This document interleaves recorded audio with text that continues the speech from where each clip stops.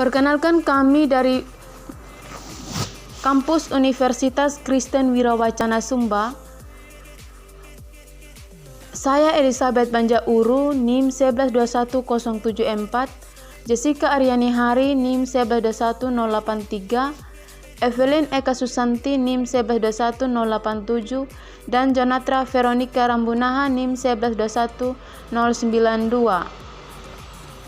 Dalam video kali ini kami akan mempresentasikan tentang tingkat suku bunga dan penilaian surat berharga.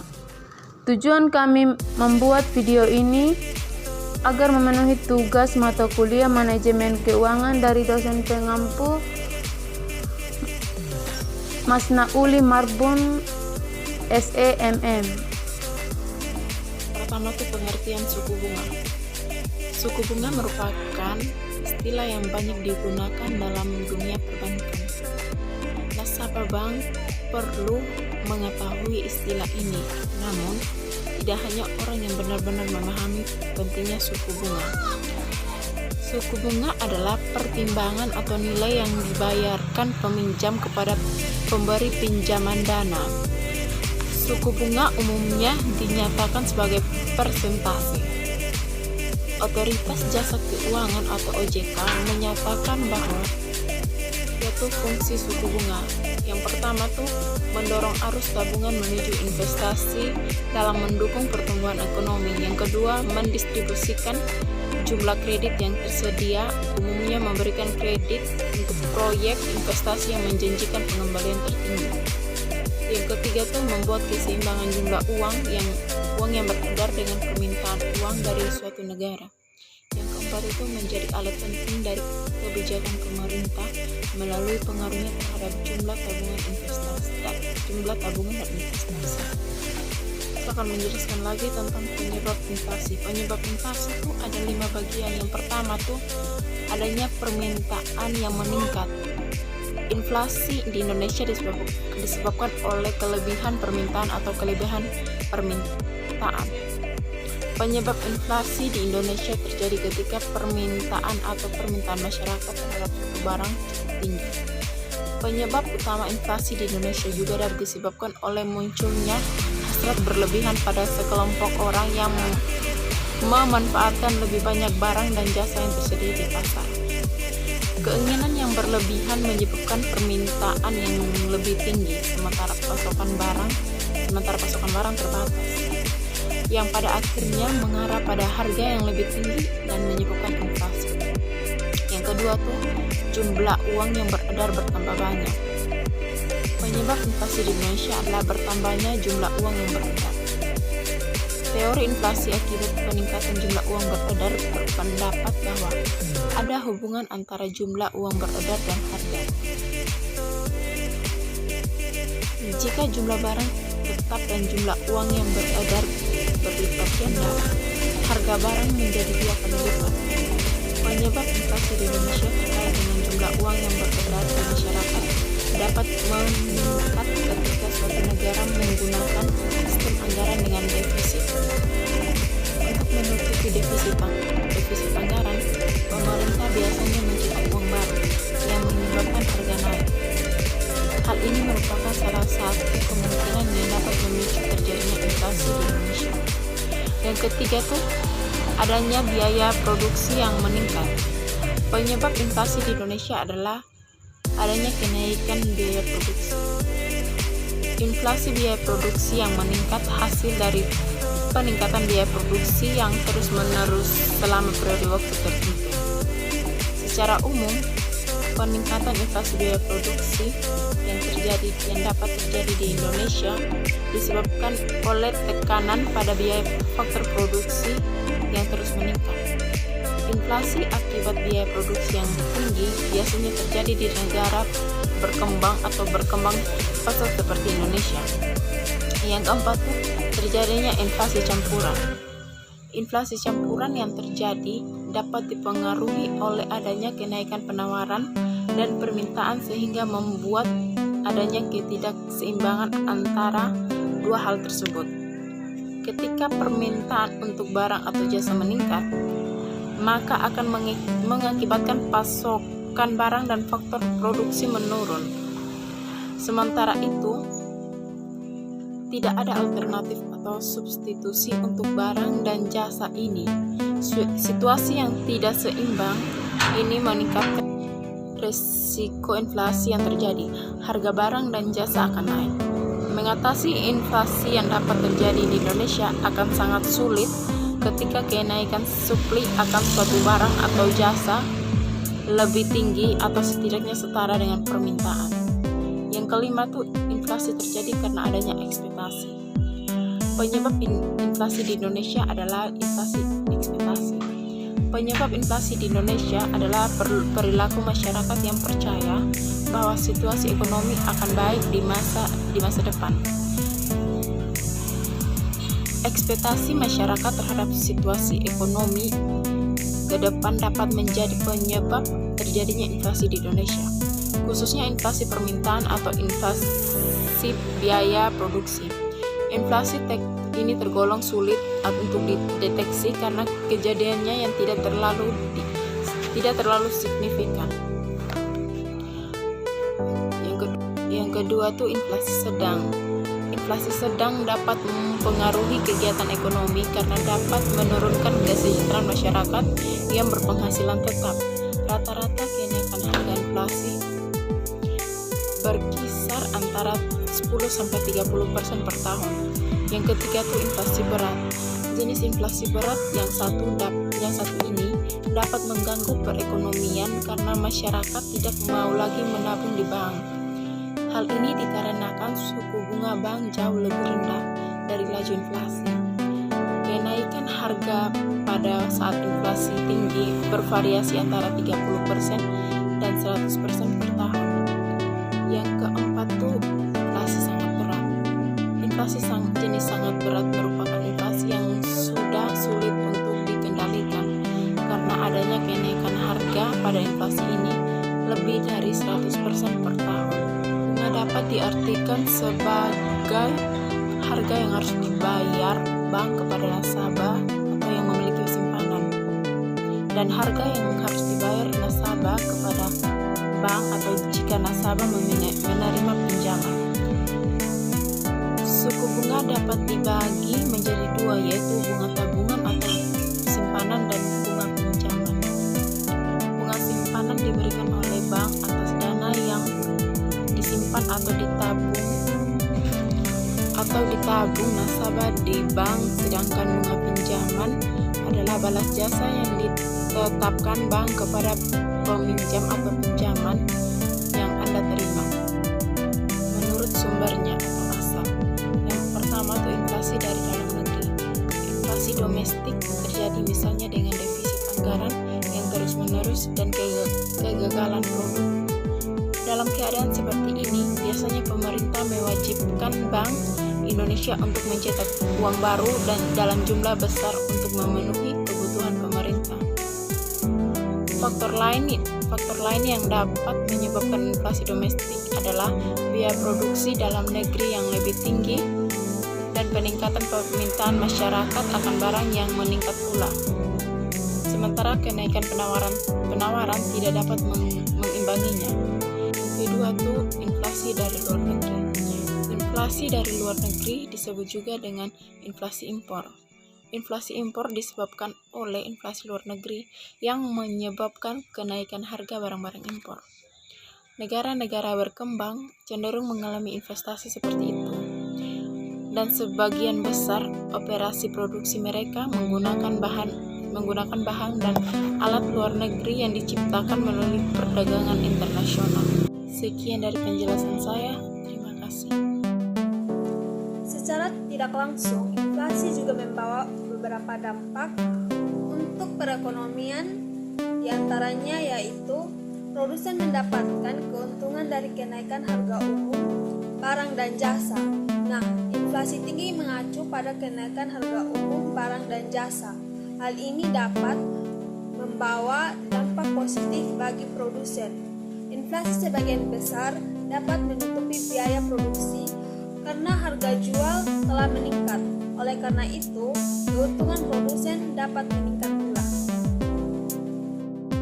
Nah, Dampak yang kedua adalah menurunnya daya beli masyarakat. Inflasi yang tinggi dapat melemahkan daya beli masyarakat, terutama bagi pekerja yang tidak menerima kenaikan upah. Inflasi membuat harga barang dan jasa naik. Hal ini tentunya akan membuat pengeluaran seseorang menjadi lebih besar, sementara pendapatannya tidak naik atau tetap. Pada akhirnya daya beli masyarakat akan melemah. Dan dampak yang terakhir yaitu mempengaruhi kemampuan ekspor suatu negara. Inflasi juga dapat berdampak negatif terhadap ekspor suatu negara. Penyebab inflasi adalah biaya ekspor menjadi lebih mahal. Nah, selain itu, meningkatkan harga produk ekspor yang dapat mempengaruhi daya saing produk di negara tujuan ekspor. Pada akhirnya, ini bisa mempengaruhi devisa negara. Nah, setelah mengetahui lebih jelas tentang inflasi, ada beberapa cara yang dapat diterapkan untuk mengendalikan ataupun mencegah terjadinya inflasi di suatu negara. Nah, yang pertama itu adanya kebijakan moneter. Nah, dalam kebijakan moneter ini, Bank Indonesia mengeluarkan kebijakan untuk menarik uang yang beredar di masyarakat. Nah, hal ini dapat dilakukan dengan menjual surat berharga, meningkatkan jumlah uang yang beredar dari kas bank umum, ataupun meningkatkan suku bunga. Nah, cara yang kedua yaitu adanya kebijakan fiskal. Nah, dalam kebijakan fiskal dapat berkaitan dengan penerimaan dan pengeluaran anggaran negara. Nah, pemerintah dapat menaikkan tarif pajak dan melakukan penghematan terhadap pengeluaran pemerintah. Dan yang terakhir yaitu kebijakan lainnya. Selain kebijakan moneter dan fiskal, inflasi juga dapat dikelola dengan meningkatkan produksi, mempermudah impor dan barang impor, menstabilkan pendapatan atau tingkat upah, menetapkan harga maksimum, serta melakukan pengawasan dan distribusi barang. Suku bunga memiliki beberapa jenis. Yang pertama itu ada suku bunga tetap, atau biasa disebut dengan fixed, adalah suku bunga yang sifatnya tetap dan tidak berubah sampai dengan jangka waktu atau sampai dengan tanggal jatuh tempo atau selama masa pinjaman. Yang kedua ada suku bunga mengambang atau floating, merupakan suku bunga yang selalu berubah sesuai dengan suku bunga di pasaran. Yang ketiga ada suku bunga flat atau fixed rate, merupakan suku bunga yang dihitung berdasarkan jumlah pokok pinjaman pada setiap awal periode pembayaran. Dan yang terakhir ada suku bunga efektif. Suku bunga ini adalah suku bunga yang dihitung setiap bulan dari sisa jumlah pinjaman sesuai dengan pengurangan utang yang dibayarkan. Nah, artinya semakin sedikit jumlah pinjaman, maka semakin sedikit juga bunga yang harus dibayar. Yang pertama, saya akan menjelaskan tentang pengertian surat berharga, yaitu jika perusahaan memiliki kelebihan dana, maka manajer keuangan harus menjelaskan agar kelebihan dana tersebut bisa diinvestasikan sesuai dengan sifat dana yang dipunyai. Yang kedua yaitu kewajiban. Kewajiban adalah surat pengakuan hutang yang dikeluarkan oleh perusahaan atau lembaga lain yang memiliki nilai nominal tertentu dan akan dibayar selama jangka waktu tertentu, serta akan diberikan bunga secara tetap. Obligasi ini juga sering disebut sebagai sekuritas dengan penghasilan tetap. Yang ketiga yaitu penilaian surat berharga jangka panjang. Perusahaan mengeluarkan berbagai jenis surat berharga jangka panjang. Surat berharga tersebut meliputi saham biasa, saham preferen, obligasi, dan bentuk lain pernyataan modal. Yang berikut yaitu 3 unsur surat berharga. Yang pertama, surat bukti tuntutan hutang. Seperti yang diketahui, surat adalah akta. Sedangkan akta adalah suatu surat yang sudah ditandatangani dan sengaja diterbitkan agar bisa digunakan sebagai alat bukti. Untuk itu, Akta adalah tanda bukti dari adanya ikatan hutang dari penandatangan. Yang kedua yaitu pembawa hak. Pembawa hak yang dimaksud adalah hak untuk menuntut sesuatu kepada debitur. Surat berharga ini pembawa hak yang berarti bahwa hak tersebut melekat pada kata surat berharga, seolah-olah menjadi satu atau nyawa. Yang ketiga, mudah dijual belikan. Karena surat berharga mudah memuat klausul yang memungkinkan dapat dengan mudah untuk dialihkan kepada orang lain. Sekian dari saya. Terima kasih. Di sini saya akan menjelaskan tentang jenis-jenis surat berharga, yaitu ada 8 macam atau jenis surat berharga yang perlu kita ketahui. Yang pertama itu ada surat sanggup. Surat sanggup atau dikenal juga dengan promes merupakan surat berharga yang memuat kata accept atau promes yang mana penerbit menyanggupi untuk melakukan pembayaran kepada pihak juga disebutkan dalam surat berharga tersebut maupun pengganti pada hari pembayaran. Dinamakan dengan surat sanggup karena ini merupakan janji kesanggupan untuk melakukan pembayaran. Beda juga dengan wesel karena pada surat sanggup itu tidak ada perintah, melainkan pernyataan menyanggapi.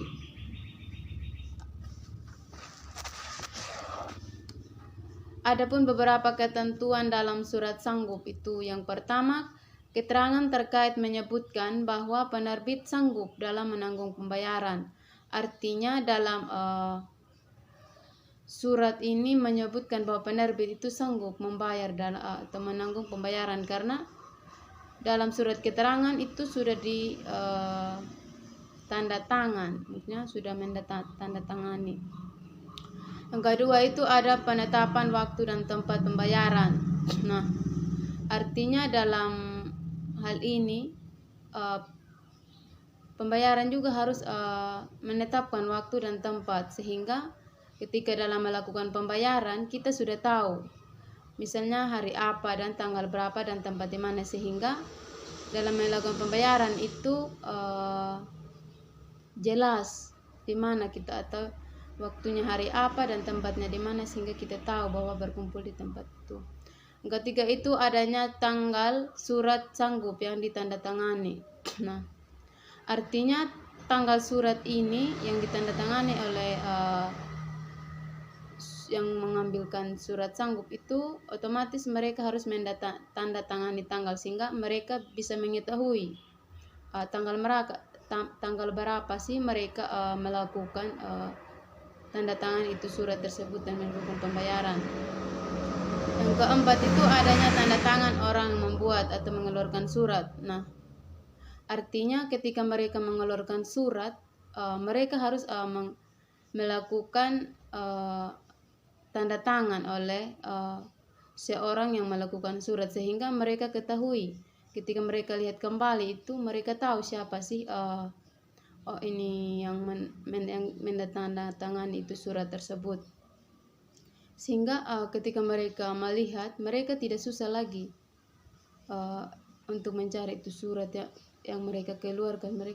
Wesel merupakan surat berharga yang di dalamnya memuat kata wesel, tanggal dan ditandatangani oleh penerbit yang memberikan perintah tanda syarat kepada pihak terkait perihal hari pembayaran kepada penerima yang telah ditunjukkan penerbit maupun penggantinya di suatu tempat.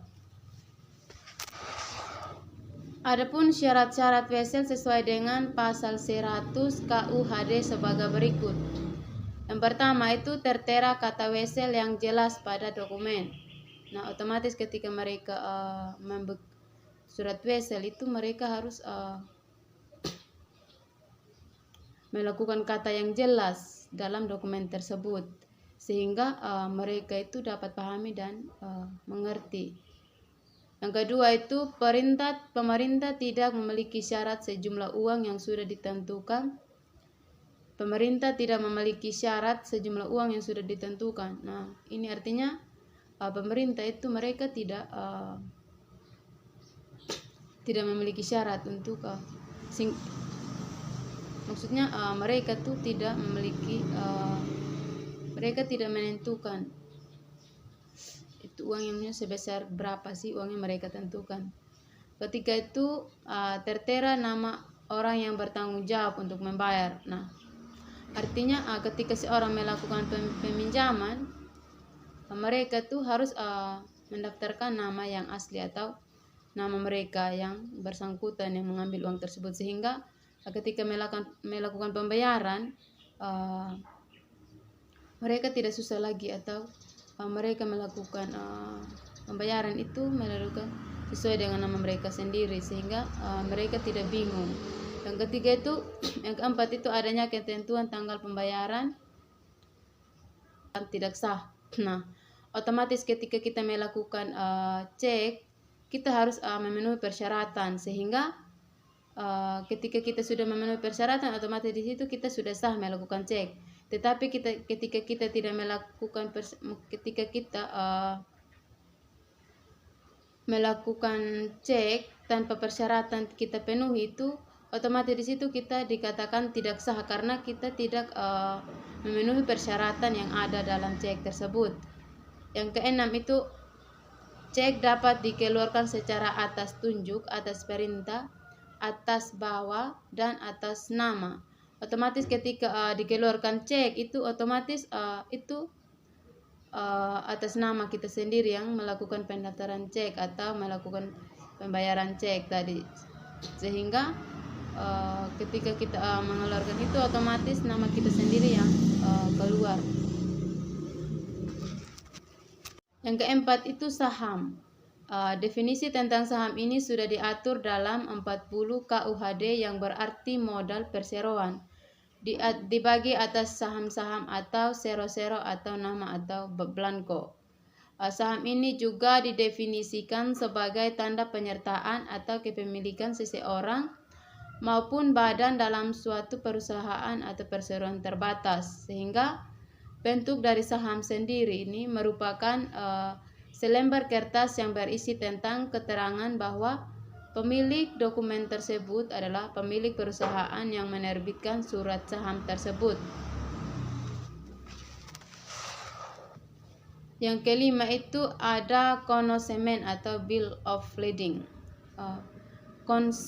Konosemen ini atau bill of lading merupakan surat bertanggal yang dibuat oleh pengangkut. Pengangkut dalam hal ini itu adalah perusahaan pelayaran yang menerangkan bahwa pihak tersebut sudah menerima barang dari pengirim atau diangkut pihak tertentu atau penerima. Di dalam surat ini tuh ada nama, keterangan mengenai syarat-syarat penyerahan barang yang dikirim. Pihak-pihak yang terlibat dalam konosemen adalah penerbit, yang dalam hal ini itu perusahaan pelayaran yang diwakili oleh narkoda kapal dan pihak penerima atau penggantinya. Penerima yang dimaksud ini adalah pertama itu orang yang namanya dalam konsemen. Berarti ketika kita melakukan pengiriman itu harus nama yang tertera dalam konosemen. Yang kedua itu orang pengganti pengirim atau kepada orang yang ditunjukkan oleh pengirim. Yang ketiga itu pengganti pihak ketiga atau orang yang ditunjukkan namanya oleh pihak ketiga. Yang keempat itu orang yang disebut dalam konosemen atau pembawa.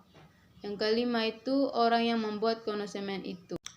Kwitansi atas tunjuk menjelaskan bahwa kwitansi atas tunjuk merupakan surat berharga yang berisi penanda tangan untuk suatu pembayaran sejumlah uang atau dana dan waktu yang sudah ditentukan kepada petunjuk atau atas tunjuk. Yang ketujuh itu ada surat utang. Surat utang ini dibagi atas 3 jenis. Di antaranya yang pertama itu ada obligasi. Obligasi ini merupakan surat jenis utang jangka menengah, sehingga panjang yang dapat dipindah tangankan. Obligasi ini sendiri merupakan janji untuk imbalan berupa bunga pada periode tertentu sehingga dan dapat melunasi pokok utang pada waktu yang ditentukan kepada pihak pembeli obligasi. Yang kedua itu ada surat utang negara. Itu surat utang negara syariah atau biasa disingkat SBSN atau juga dapat disebut sukuk negara adalah surat berharga atau obligasi yang diterbitkan oleh pemerintah Republik Indonesia berdasarkan syariah. Yang ketiga itu ada surat berharga syariah negara atau disingkat SBSN. Surat berharga negara merupakan surat pengakuan utang yang dijamin pembayaran bunga dan pokoknya oleh negara sesuai masa berlaku. Artinya surat berharga syariah negara itu mereka membayarkan sesuai bunga atau pokok dari negara yang sesuai berlaku sehingga ketika kita melakukan pembayaran otomatis kita melihat bunga atau dan pokok yang harus kita bayarkan sesuai dengan surat tersebut. Sehingga SUN juga digunakan sebagai perintah dalam membiaya defisit APBN, menutup kekurangan kas jangka pendek atau 1 tahun anggaran. Yang kedelapan itu delivery order atau biasa disingkat DO. Dalam pasal 520 Kitab Undang-Undang Hukum Dagang atau biasa disingkat KUHD Indonesia, delivery order merupakan pemegang sah dan berhak menuntut penyerahan barang di tempat sesuai dengan isi konosemennya, kecuali pihak tersebut menjadi pemegang tidak sah dalam menurut hukum tersebut. Sehingga ketika kita melakukan penyerahan barang sesuai di tempat, kita harus melakukan oleh yang sudah menjadi pemegang sah dalam delivery order atau biasa yang disingkat itu DO. Adapun ciri-ciri surat berharga itu ada 6 yang harus perlu kita ketahui. Yang pertama itu ada harus memiliki pihak yang berkepentingan dalam surat berharga. Otomatis dalam surat berharga itu harus ada nama pihak-pihak yang berkepentingan sehingga ketika kita memerlukan kita sudah tahu siapa sih itu pihak yang berkepentingan dalam surat berharga tersebut, sehingga dalam surat berharga tersebut itu tidak ada halangan atau ada kendala apapun, sehingga dengan adanya pihak-pihak yang berkepentingan itu surat berharga itu tetap aman saja.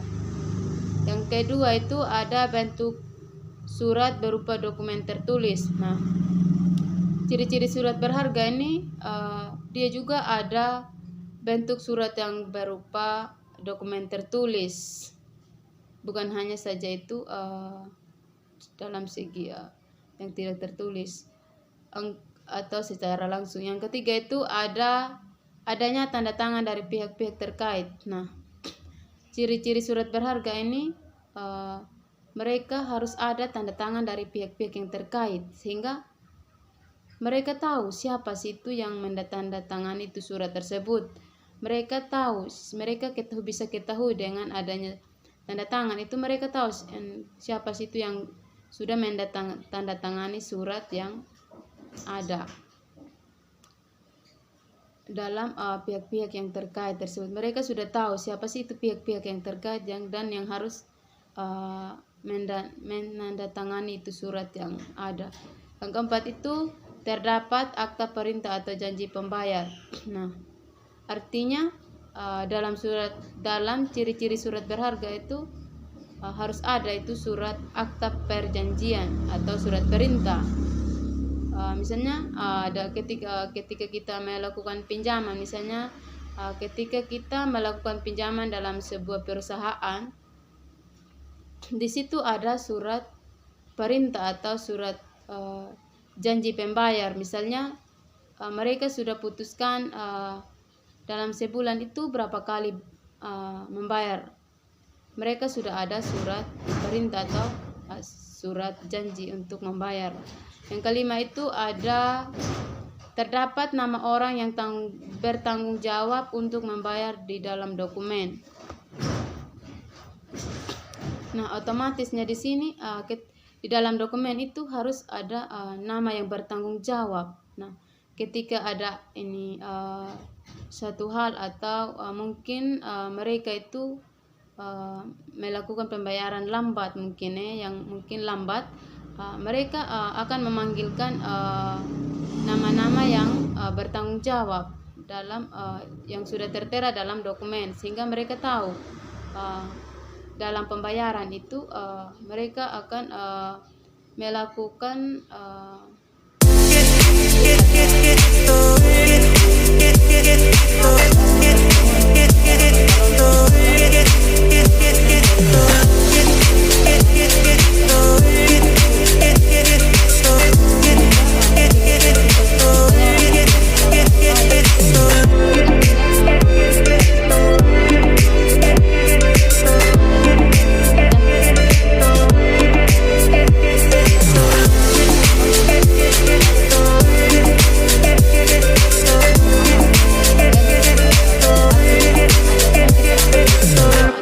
pembayaran yang harus dilakukan.